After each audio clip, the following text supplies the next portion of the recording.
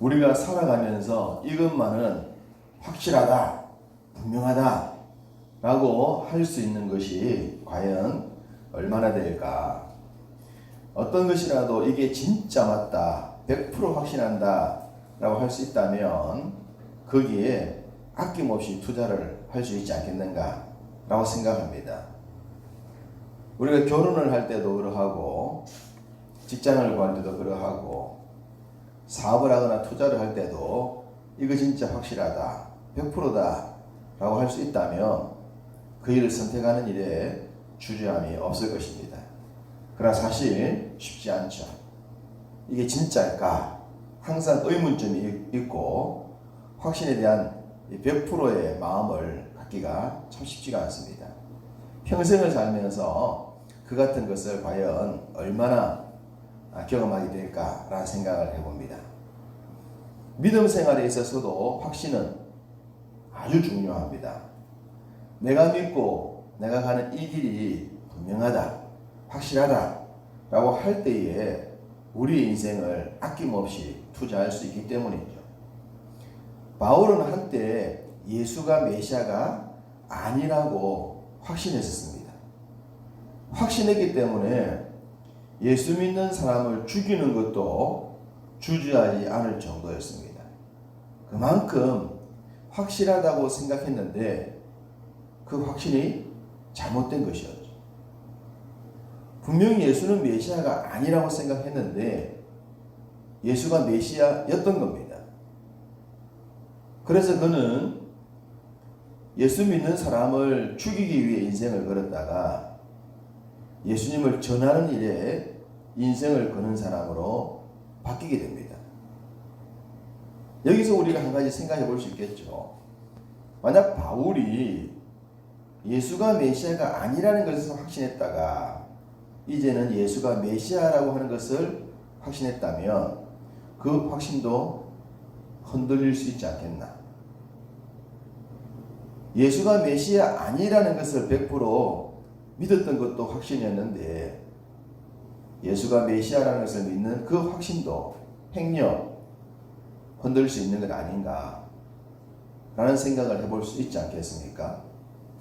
우리가 믿는 믿음도 확실하다 하지만 행여나 바울이 바뀐 것처럼 우리도 바뀔 수 있다면 그게 우리 인생을 걸고 내 삶을 거는 것은 위험한 일이 아닌가 라는 생각을 할 수 있는 겁니다. 그렇다면 흔들리지 않는 확신은 어디에 근거를 두어야 하는가? 동일하게 바울의 예를 든다면 바울이 예수가 메시아가 아니다 라고 했던 확신은 자기 확신이었습니다. 자기 스스로 생각하기를 예수는 메시아가 될 수 없다 라고 생각했던 자기 확신이었습니다.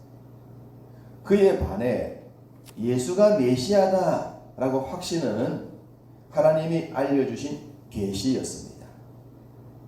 스스로 믿은 것이 아니라 하나님이 알려주셔서 알게 된 하나님의 가르침, 소위 계시죠. 계시였기 때문에 그 계시는 하나님이 틀리지 않는 한 틀릴 수가 없는 겁니다. 그 확신은 변할 수가 없죠. 자기 확신은 수도 없이 틀립니다. 그러나 하나님이 알려주신 계시는 틀릴 수가 없는 겁니다. 그 계시는 천지만물을 창조한 그때로부터 지금까지 주님이 다시 오실 그때까지 과거로부터 지금까지 지금으로부터 미래까지 틀린 적도 없고 틀리지도 않고 틀리지도 않을 것입니다. 그 확신, 바울은 한때 자기 확신으로 살았다가 하나님이 주신 하나님의 계시의 확신을 가지고 살았습니다. 자기 확신을 가질 때는 혈기왕성하게 당당하게 살았었습니다. 그러나 하나님의 계시로 살 때는 고난의 삶이었습니다. 역정의 삶이었습니다. 가진 것을 다 잃어버리는 삶이었습니다. 그러나 그는 후자의 삶, 모든 것을 잃고 고난받고 힘든 삶이었지만 하나님이 계시하신 그 길을 한치의 흔들림도 없이 삽니다. 그 길이 생명의 길이고 진리의 길이었기 때문입니다. 인생이라면, 믿음이라면 반드시 가야 할 길이었습니다. 그러했기 때문에 그 길을 자기 아들 디모데에게도 동일하게 오라고, 가라고 확실하게 얘기를 하고 있고, 믿음의 길을 걷는 모든 사람들에게 나 이상의 고난을 받더라도 그 길을 가야 한다고, 가라고 확실하게 말하고 있는 것입니다. 우리는 바로 그 진리의 말씀, 계시로 알게 된 그 진리의 길을 이 시간도 걷고 있는 겁니다. 바울은 바로 그 확신을 아들 디모데에게 전달합니다. 14절, 너는 배우고 확실한 일에 거하라. 배워서 더 분명히 알아라. 계시, 성경 자체가 계시입니다. 하나님이 알려주신 내용입니다. 우리가 살아가면서 많은 것을 배우지만 성경보다 더 확실히 배워야 할 것은 없습니다. 우리가 나름대로 자기 분야의 전공 지식이 있다 하더라도 그 전공 지식은 절대적인 것이 아닙니다. 바뀝니다. 더 나은 시스템이 들어오면 이전에 쓰던 방법은 의미가 없습니다. 그러나 어제 저녁에도 말씀을 드렸듯이 아무리 알파고의 실력이 뛰어나더라도 버그가 생기기 마련. 새로운 시스템을 갖다 붙여도 완벽할 수가 없습니다. 완벽한 것은 하나님의 계시밖에 없습니다. 그런데 이 계시가 상황에 따라 혹은 사람에 따라 바르게 가르쳐지지 않을 수도 있다고 하는 것도 우리는 경계를 해야 합니다. 그러하기 때문에 바르게 배우고 옳게 분별하는 것은 굉장히 중요합니다. 불행하게도 중세교회는 천동설을 가르쳤고 면죄부를 판매했고 행함의 구원과 연옥설 등 성경에 있지 아니한 어긋난 것들을 가르치기도 했고 오늘날도 이와 같은 가르침이나 이단들의 가르침이 우리 주변에 얼마든지 있을 수 있기 때문에 우리는 성경이 말하는 본인의 뜻을 바르게 배우고 바르게 익혀야 할 필요성이 굉장히 높은 것이죠. 그러한 안전장치 중에 하나가 우리는 건전한 보수교단이라든지 또 교회 그리고 바른 지도력을 가진 지도자를 만나는 것이 중요하다. 말씀이 진리로 근접하지 못하는 그런 시대 때에 말씀에 바르게 훈련된 바울과 그 가르침을 받는 디모데의 관계는 그래서 참 멋진 관계가 됩니다. 디모데는 신약한 사람이었지만 좋은 스승이었던 좋은 영적인 아버지였던 바울에게 잘 배웠고 바르게 배웠습니다. 그래서 확실한 일에 거할 수 있었고 믿음의 아름다운 전통을 이어갈 수가 있었던 겁니다. 앞서 보았던 2장 15절에 진리의 말씀을 옳게 분별할 수 있어야 된다라고 했는데 디모데의 이 진리의 말씀을 옳게 분별할 수 있었습니다. 진리의 말씀, 계시를 배우고 확신하고 옳게 분별할 수 있어야 비록 고난받는 길을 가더라도 그 길이 잘못된 길이 아니라 가야 될 옳은 길이라고 하는 것을 확신할 수 있고 그걸 감당할 수가 있는 겁니다. 우리는 어느 시대나 이 진리의 말씀을 분별하고 확신을 해야 합니다. 왜냐하면 1절에 말세에 고통하는 때가 이르기 때문입니다. 말세에 고통하는 때. 여기서 말세라고 하는 것을 궁극적인 종말로만 생각할 필요는 없습니다. 말세의 고통이란 진리의 말씀을 따르지 못하여 진리로부터 멀어져서 당하는 현상이다 라고 보면 됩니다. 진리에서 떠나면 그 상황이 말세의 고통입니다. 하나님 아닌 것을 하나님으로 착각하고 살아가는 그 모든 것들은 그 사람에게는 종말의 고통이다 라고 해도 과언이 아닙니다. 그렇기 때문에 우리의 삶을 돌아보고 우리의 삶에 말세, 종말의 고통이 오지 않도록 내 삶이 비록 고난의 삶이지만 영적으로는 항상 천국의 삶이 나의 삶이다. 지금이 가장 내 인생의 하이라이트다 라고 고백할 수 있는 그런 확신이 필요한 겁니다. 종말의 때에 진리에 어긋난 것을 좇는 현상들은 모든 시대에 다 존재했는데 오늘 보면 2절부터 5절까지는 19가지를 제시하고 있습니다. 이 19가지는 2000년 전의 상황뿐만 아니라 지금의 상황이고 앞으로도 나타날 상황들입니다. 인생들이 육체를 가지고 살아가는 삶에서는 늘 헤어나질 수 없는, 벗어날 수 없는 것들이기 때문입니다. 그 가운데 2절에 자기를 사랑하고 돈을 사랑하는 것, 이게 얼마나 큰 문제인지 모릅니다.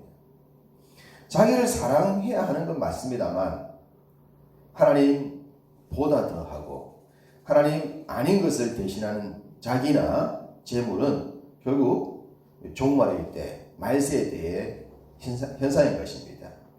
망하는 자들의 특징, 자기를 사랑하고 돈을 사랑합니다.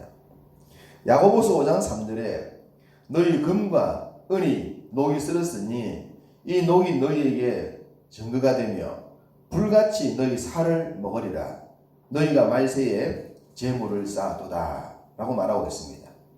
사람들은 은과 금을 보물이라고 생각하고 열심히 쌓아두었는데 그것이 우리의 살을 파먹게 될 존재라고 하는 것, 나중에 녹이 슬어서 다 사라지고 마는 것이라는 것, 헐이죠. 헐. 보물이라고 생각했는데 나중에 가보니 쓸모없는 것이었다. 하나님 아닌 것은 다 그와 같은 것들입니다. 하나님보다 더 좋아하는 것은 다 그와 같은 것입니다. 4절, 쾌락을 사랑하기를 하나님 사랑하는 것보다 더한다. 동일합니다. 자기를 사랑하는 것, 재물을 사랑하는 것, 쾌락을 사랑하는 것, 그게 다 비교급으로 하나님보다 더 하나님처럼 여기는 것들은 다 종말의 현상이고 고통의 현상이 될 수밖에 없습니다. 사람들은 자신들이 가지고 있는 것을 잃기 전까지는 진짜인지 가짜인지 모를 때가 많은 것 같아요. 탕자가 아버지 집에 있을 때 좋은 줄을 모르다가 자기의 가진 것을 다 잃고 난 뒤에 아버지 집이 진짜 좋다라는 것을 알고 돌아오듯이 제국주의자들이 제국을 만들어서 세상을 지배하면 최고의 행복이라고 생각했겠지만 그 제국이 허망하게 망하는 것과 자신들의 삶이 허망하다는 것을 깨닫고 난 뒤에 제국을 이루는 것도 무의미하다는 것을 알지 않았겠습니까? 읽기 전까지 모르다가 읽고 난 뒤에 깨닫는 그런 어리석음이 아니라 계시, 기록된 하나님의 말씀이 우리에게 알려주는 것을 바르게 깨닫고 분별하고 확신하고 살아간다면 우리가 정말 지혜로운 자인 줄로 믿습니다. 진리를 몰랐기 때문에 진리에 어긋나고 진리의 지식을 지도하는 지도자를 대적했던 자들에 대한 이름이 나옵니다. 8절에 얀네와 얀브레입니다. 바울은 앞서 후메네와 알렉산더, 부겔로와 허모겐의 빌레도 같은 자들 얘기를 했었습니다. 이들은 7절에 항상 배우나 끝내 진리의 지식에 이를 수 없는 자들이다 라고 말을 합니다. 바울은 디모데에게 배우고 확실한 일에 거하라 라고 했는데 어떤 사람들은 항상 배우지만 결코 진리에 이를 수 없는 자가 있습니다. 왜 그렇습니까? 하나님보다 더 사랑하는 것이, 하나님처럼 여기는 것이 많기 때문입니다. 기회가 많고 누릴 수 있는 것이 많아서 배우지만 그 배움에 관심이 없고, 배웠지만 남아있지 않고, 배웠지만 진리와 무관한 거죠. 그들의 마음을 뺏어가는 요소가 너무 많기 때문입니다. 그러하기 때문에 때로 우리는 가진 것이 없는 것, 기회가 적은 것이 더 좋을 수도 있을 수 있습니다. 자신을 사랑하고 돈을 사랑하고 쾌락도 사랑하고 또 지도자를 배척했던 그런 사람들, 이들은 진리를 위해 사는 자의 모습과는 달랐습니다. 진리를 위해 사는 자는 어떻습니까? 12절, 무릇 그리스도 예수 안에서 경건하게 살고자 하는 자는 박해를 받으리라. 1장 8절에 복음과 함께 고난을 받으라 라고 했는데, 고난, 박해는 돈을 사랑하고 자기를 사랑하고 쾌락을 사랑하는 것과는 정반대입니다. 선택하라 그러면 돈을 사랑하고 쾌락을 즐기는 것을 사람들이 선택하지 않겠습니까? 그런데 믿음으로 거듭나게 되면 바로 고난의 삶, 복음을 위해서 박해받는 삶을 살게 됩니다. 바울은 그 길을 걸었고 그의 아들 디모데에게 그 길을 걸어라 라고 전합니다. 하나님은 우리에게도 그 같은 길을 걷는 것이 우리에게 더 복된 것이라 말씀하십니다. 이 모든 것들을 확신할 수 있는 가장 핵심적인 말씀이 15절부터 17절입니다. 15절부터 17절 함께 있습니다. 또 어려서부터 성경을 알았나니 성경은 능히 너로 하여금 그리스도 예수 안에 있는 믿음으로 말미암아 구원에 이르는 지혜가 있게 하느니라. 모든 성경은 하나님의 감동으로 된 것으로 교훈과 책망과 바르게 함과 의로 교육하기에 유익하니 이는 하나님의 사람으로 온전하게 하며 모든 선한 능력을 갖추게 하려 함이라. 아멘.